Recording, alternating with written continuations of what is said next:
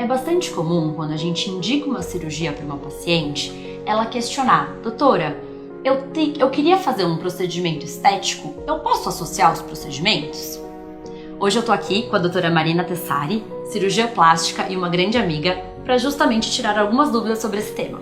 Quando a gente pode e quando a gente não deve associar a cirurgia ginecológica a um procedimento estético.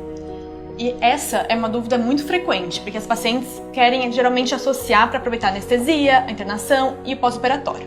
Então tem alguns pontos que a gente tem que pensar na hora de associar ou não uma cirurgia. Um deles é: uma cirurgia não pode atrapalhar o pós-operatório da outra.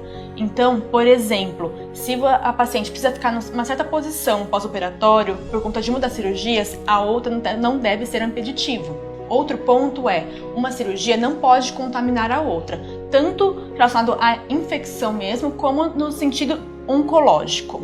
Então, temos alguns exemplos. Por exemplo, quando a gente opera uma paciente para endometriose, a gente não deve associar um procedimento do tipo lipoaspiração ou abdominoplastia, pelo risco de contaminação da cirurgia plástica com focos de endometriose, aumentando o risco de endometriomas de parede. Isso não impede que você faça os dois procedimentos, mas terá que ser feito em momentos diferentes, em tempos cirúrgicos diferentes, recuperando de uma cirurgia, aí sim nós pensamos na próxima cirurgia. Outro ponto também a ser pensado é o tempo cirúrgico. Quanto mais extenso esse tempo cirúrgico, maior risco de complicações para o paciente e também de uma recuperação um pouco mais demorada. Então, algumas cirurgias da cirurgia plástica e também da ginecologia são muito demoradas.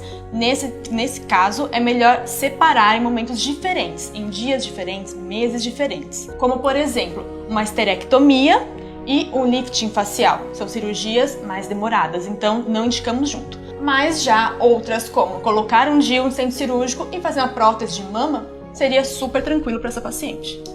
Por isso é importante você questionar tanto o ginecologista quanto o cirurgião plástico da possibilidade de associação dos procedimentos. Se isso for possível, a equipe vai sim tentar fazer o máximo para isso acontecer. E se isso não for possível, a gente vai te explicar o porquê que isso não é possível e te dar as opções de fazer isso numa segunda oportunidade.